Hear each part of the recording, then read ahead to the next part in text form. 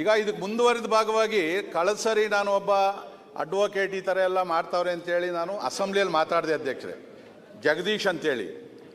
ಅವನು ಅದ್ರ ಬಗ್ಗೆ ನಾನಿಲ್ಲಿ ಮಾತಾಡಿರೋದು ನನ್ನ ಹಕ್ಕು, ಒಂದು ಹಕ್ಕು ನಾನು ಅಸೆಂಬ್ಲಿಯಲ್ಲಿ ಮಾತಾಡಿದ್ದೀನಿ.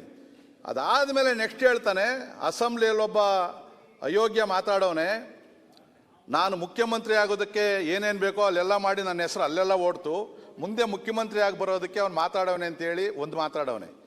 ಧರ್ಮಸ್ಥಳಕ್ಕೆ ನಾವು ಹೋಗಿ ಬಂದ್ವಿ ಅಧ್ಯಕ್ಷರೇ, ಯಾವುದೋ ನಾವು ಪಕ್ಷದ ಜೈಕಾರ ಹಾಕಿಲ್ಲ, ಪಕ್ಷದ ಪರವಾಗಿಲ್ಲ, ನಾವೆಲ್ಲ ಕೂಡ ಭಕ್ತರಾಗಿ ಹೋಗಿ ಬಂದಿದ್ದೀವಿ, ತಾವು ಹೋಗ್ತೀರಿ, ನಮ್ಮದೇನು ಅದರಲ್ಲಿ ಯಾವತ್ತೂ ನಾವು ಅದರಲ್ಲಿ ರಾಜಕೀಯ ಮಾಡಿಲ್ಲ ಆ ಕಡೆ ಹೇಳ್ದಂಗೆ. ಅದಾದಮೇಲೆ 100 ಕೋಟಿ ರೂಪಾಯಿ ಧರ್ಮಸ್ಥಳದ ವೀರೇಂದ್ರ ಹೆಗ್ಗಡೆ ಹತ್ರ ಬ್ಲ್ಯಾಕ್ ಮನಿ ಇಟ್ಟವನೆ ಅಂತೇಳಿ ಓಪನ್ ಆಗಿ ಹೇಳ್ದ. ಅದು ಹೋಗಲಿ, ನೆನ್ನೆ ಅಲ್ಲೆಲ್ಲ ಬ್ರಿಡ್ಜ್ ಮೇಲೆ ನಿಂತ್ಕೊಂಡು ಅಳ್ಳಾಳ್ಸಂದ್ರದ ಯಾವುದೋ ಒಂದು ಜಾಗ ತೋರಿಸ್ಬಿಟ್ಟು, ಈ ಜಾಗ ಧರ್ಮಸ್ಥಳದವ್ರದ್ದು, ವೀರೇಂದ್ರ ಹೆಗ್ಗಡೆ ಅವ್ರ ಫ್ಯಾಮಿಲಿದು, ಇವನು ಡಿನೋಟಿಫಿಕೇಶನ್ ಮಾಡಿಬಿಟ್ಟು ಬೇರೆಯವ್ರಿಗೆ ಮಾರಿಸವನೆ ಅಂತೇಳಿ ಮಾಡೋನು. ದಿನ ಅದಾಗ್ತಾ ಇದೆ.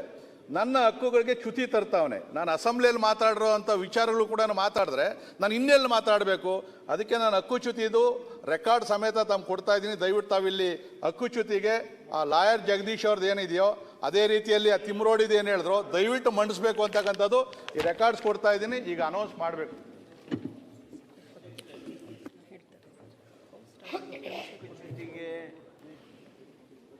ಮಾನ್ಯ ವಿಶ್ವನಾಥ್ರವರು ಮೂವ್ ಮಾಡೋದ್ರ ಬಗ್ಗೆ ಪ್ರಸ್ತಾಪ ಮಾಡಿದರು. ಅವರ ಹಕ್ಕದು. ಸದನದಲ್ಲಿ ನಮಗಿರ್ತಕ್ಕಂಥ ದೊಡ್ಡ ಹಕ್ಕಂದ್ರೆ ಪ್ರಿವಿಲೇಜ್ ಮೋಷನ್. ಅದಕ್ಕೆ ನಿಯಮಾವಳಿಗಳಿವೆ. ಆ ನಿಯಮಾವಳಿಗಳಂತೆ ಅವರು ನೋಟಿಸ್ ಕೊಡಲಿ.